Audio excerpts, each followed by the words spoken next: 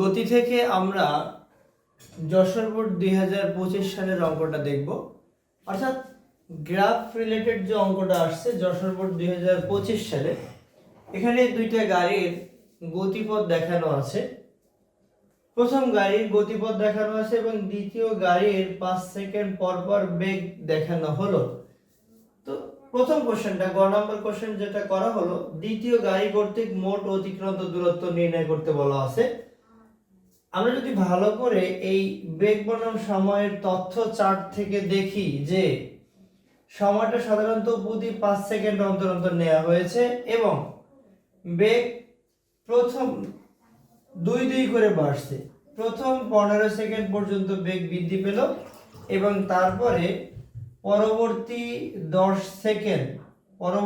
সেকেন্ডে কিন্তু বেগ অপরিবর্তনীয়, অর্থাৎ এটা সমবেগে চলছে এবং পরবর্তী 25 থেকে 40 পর্যন্ত জাস্ট 15 সেকেন্ড মানে সমমন্দনে, অর্থাৎ সময়ের সাথে সাথে বেগ হ্রাস পায়। তাহলে বলা যাচ্ছে যে এখান থেকে জাস্ট প্রথম 15 সেকেন্ড সুষম ত্বরণে চলে, সময়ের সাথে সাথে বেগ বৃদ্ধি পায়। এটাকে আমরা সুষম ত্বরণ বলতে পারি, সুষম ত্বরণ। তারপরে পরবর্তী এই 15 সেকেন্ড থেকে আবার 25 সেকেন্ড পর্যন্ত এতটুক হলো সমবেগ। সময়ের সাথে সাথে বেগের কোনো বৃদ্ধি পায়নি। পরবর্তীতে আবার 25 সেকেন্ড থেকে শুরু করে 40 সেকেন্ড পর্যন্ত এই সময়টা প্রথমে বেগ ছিল 6, পরবর্তীতে বেগ হয়ে গেল 0। আমরা যদি একটু দেখি যে শুরুতে বেগ ছিল 0, পরবর্তী বেগ বৃদ্ধি পেতে পেতে 6 মিটার পার সেকেন্ড হলো, অর্থাৎ সময়ের সাথে সাথে কিন্তু বেগ বৃদ্ধি পেল। তার মানে এটাকে সুষম ত্বরণ আমরা বলতে পারি। পরবর্তীতে দেখলাম যে সময় 15, 20, 25 এটা হলো, কিন্তু বেগ কিন্তু পরিবর্তন হয়নি। 6 মিটার পার সেকেন্ডই আছে, অর্থাৎ এতটুক সময় সমবেগে চলে। পরবর্তীতে 25 সেকেন্ড থেকে 30 সেকেন্ড, মোট 15 সেকেন্ড সময় পর্যন্ত সময়ের সাথে সাথে কিন্তু বেগ পর্যায়ক্রমে হ্রাস পায়। 6 metre per second, 4 metre per second, 2 metre per second এবং 0 মিটার পার সেকেন্ড, অর্থাৎ এটাকে আমরা বলতে পারি সুষম মন্দন বা শুধু মন্দনও বলতে পারি। মন্দন, সময়ের সাথে সাথে বেগ হ্রাস পায়। এখন তাহলে আমরা এই তিনটি স্টেপে অতিক্রান্ত দূরত্ব বের করতে পারবো। প্রথম স্টেপের ক্ষেত্রে অতিক্রান্ত দূরত্ব, এটাকে আমরা যদি S1 বলি, S1 ইকুয়াল হবে v প্লাস u ভাগ 2 ইনটু t।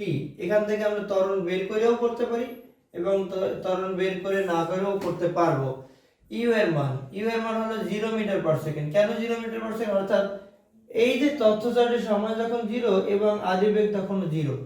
এবারে v এর মান কত সেকেন্ড পরে? জাস্ট প্রথম 15 সেকেন্ড পরে v এর মান হলো 6 মিটার পার সেকেন্ড এবং টাইম t1 এর মান কত? 15 সেকেন্ড। আমরা ইউজ করব 15 সেকেন্ড। তাহলে s1 এর মান আমরা বের করতে পারবো। v এর মান হলো 6, u এর মান 0 ভাগ 2 ইনটু t এর মান হলো 15। তাহলে আমরা এখানে যদি এটাকে কেটে দেই, 2 দিয়ে যদি এই 6 কে কাটি 3 হবে, তাহলে 3 15 45 মিটার হবে। অর্থাৎ দ্বিতীয় গাড়িটির প্রথম 15 সেকেন্ডে সুষম ত্বরণে চলে এবং সুষম ত্বরণে তার অতিক্রান্ত দূরত্ব হলো 45 মিটার।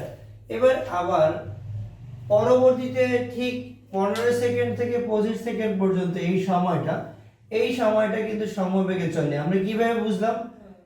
বেগ কিন্তু 6 এরকমই আছে, অর্থাৎ 6 করেই আছে, কোনো বৃদ্ধি পায়নি। তো এই ক্ষেত্রে বলা যায় যে সমবেগে চলে।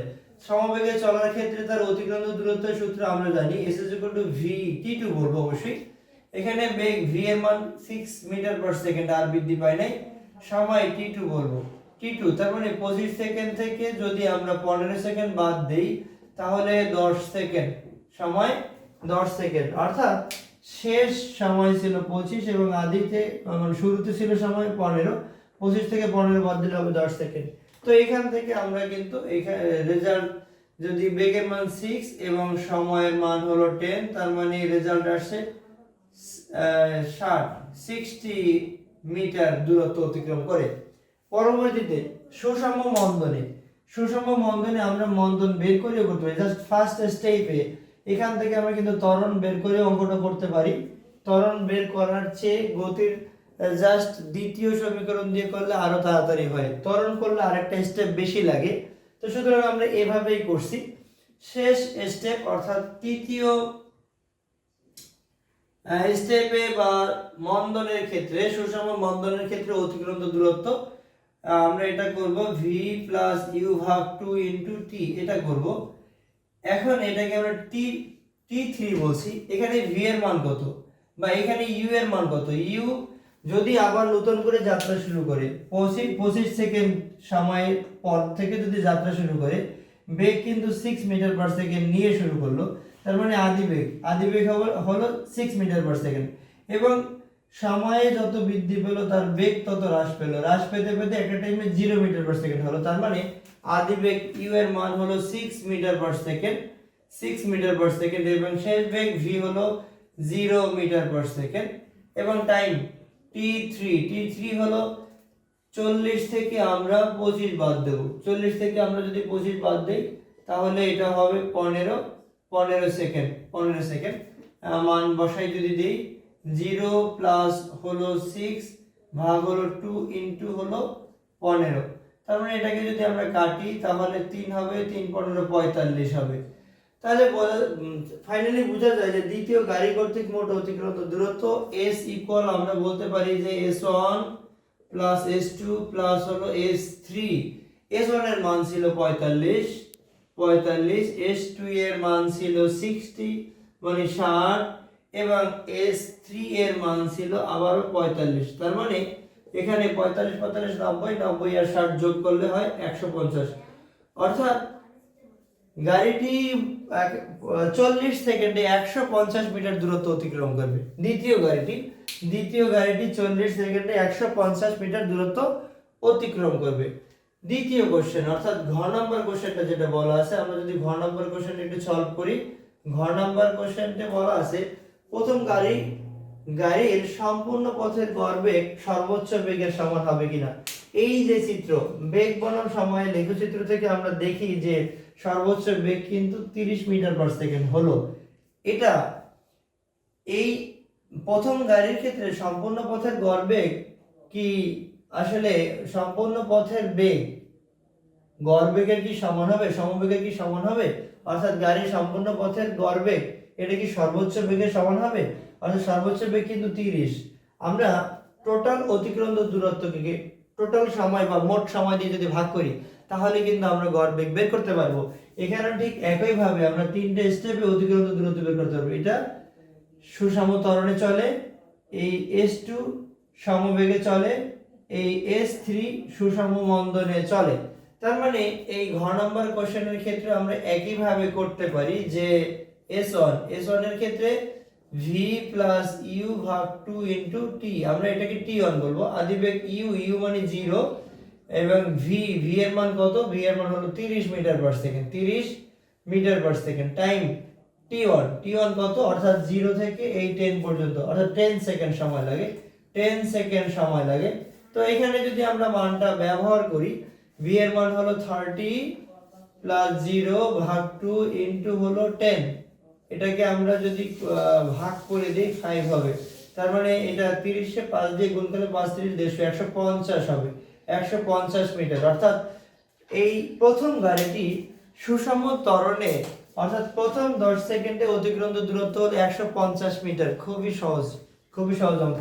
এবারে আমরা দেখব সমবেগে এই 10 সেকেন্ড পর তার বেগ কিন্তু 30 মিটার পার সেকেন্ড উঠলো। এবারে সময় যত বৃদ্ধি পায় বেগ কিন্তু বৃদ্ধি পায় না, তার মানে সমবেগে চলে। তার মানে পরবর্তী সমবেগে অতিক্রান্ত দূরত্ব s vt2 বলবো। এখানে v এর মান 30ই ছিল আর বাড়ে নাই, 30 মিটার পার সেকেন্ড। এবং সময় কত? সময় যদি t2 বলি, t2 হলো 20 থেকে যদি আমরা 10 বাদ দেই তার মানে 10 সেকেন্ড হবে, 10 সেকেন্ড। তার মানে v এর মান হলো 30 ইনটু সময় হলো 10, মানে এখান থেকে আমরা 300 মিটার পেলাম। অর্থাৎ সমবেগে প্রথম গাড়িটির অতিক্রান্ত দূরত্ব হলো 300 মিটার। এবারে সমমন্দনে বা সময় এই দেখা যাচ্ছে যে সময় যত বৃদ্ধি পাচ্ছে বেগ কিন্তু পর্যায়ক্রমে হ্রাস পায়। তার মানে এখান থেকে সমমন্দনে অতিক্রান্ত দূরত্ব যদি আমরা বের করি, একইভাবে গতির আমরা দ্বিতীয় সমীকরণ দিয়ে বের করতে পারি। s equal v plus u ভাগ 2 ইন্টু টি, এটাকে আমরা t3 বলবো। এখান থেকে যখনই আবার 20 সেকেন্ড সময়ের সময় গাড়িটি যখন আবার চলতে শুরু করবে, তখন আদিবেগ কিন্তু 30 নিয়ে যাত্রা শুরু করবে। যখন সময় বৃদ্ধি পাবে, সময় বৃদ্ধির সাথে সাথে বেগ হ্রাস পায় এবং এট এ টাইমে বেগ হ্রাস পেতে পেতে পেতে এট এ টাইমে সে এক্স অক্ষের সাথে মিলে যায়। যেহেতু এক্স অক্ষের সাথে মিলে যায়, তাহলে শেষ বেগ কিন্তু 0 হবে। শেষ বেগ 0 হবে, অর্থাৎ আদি বেগ হবে এখানে 30 মিটার পার সেকেন্ড এবং টাইম টি এর মানে শেষ বেগটা নিয়ে নিই, শেষ বেগ হলো 0 মিটার পার সেকেন্ড। অর্থাৎ এক্স অক্ষের সাথে যদি মিলে গেল, তার মানে ওয়াই এর ভ্যালু নাই, এক্স অক্ষের সাথে মিলে গেলে 0 হয় বেগ, 0 মিটার পার সেকেন্ড এবং টাইম t3 ইকুয়াল হবে 30 মাইনাস 20 ইকুয়াল হলো 10 সেকেন্ড। তার মানে এখানে আমরা যদি সব মানগুলো ব্যবহার করি, v এর মান হলো 0, u এর মান হলো 30 ইনটু ভাগ 2 ইনটু t এর মান হলো 10 সেকেন্ড। এটাকে যদি আমরা কাটি, এটাও কাটতে পারি, এটা কাটলে কত হবে? 15 হবে। তো 15 10 কে 150 হয়, 15 10 কে 150। তাহলে প্রথম গাড়ি কর্তৃক অতিক্রান্ত মোট দূরত্ব যদি আমরা বের করি, s ইকুয়াল হবে s1 প্লাস s2 প্লাস হলো s3। s1 এর মান হলো 150, s2 এর মান হলো 300 এবং s3 এর মান হলো 150।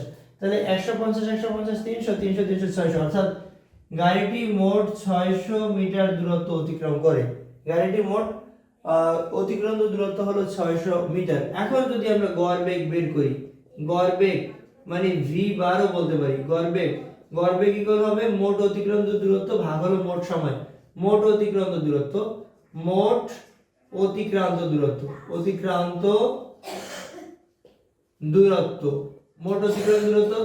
ভাগ হলো সময়। তাহলে গাড়িটির মোট অতিক্রান্ত দূরত্ব ছিল কিন্তু 600 মিটার ছিল এবং মোট সময় ছিল 30 সেকেন্ড। 30 দিয়ে ভাগ করব, 30 দিয়ে ভাগ করলে এটা হয় 20 মিটার পার সেকেন্ড। অর্থাৎ 30 দিয়ে ভাগ করলে এটা 20 মিটার পার সেকেন্ড হয়। কোশ্চেনে বলা আছে প্রথম গাড়ির সম্পূর্ণ পথের গড় বেগ। তাহলে প্রথম গাড়ির সম্পূর্ণ পথের গড় বেগ কিন্তু 20 মিটার পার সেকেন্ড। এটা কি সর্বোচ্চ বেগের সমান হবে? অর্থাৎ সর্বোচ্চ বেগ কিন্তু 30 মিটার পার সেকেন্ড। অর্থাৎ গড় বেগ v বার এটা কি v ম্যাক্সিমামের সমান হয়েছে?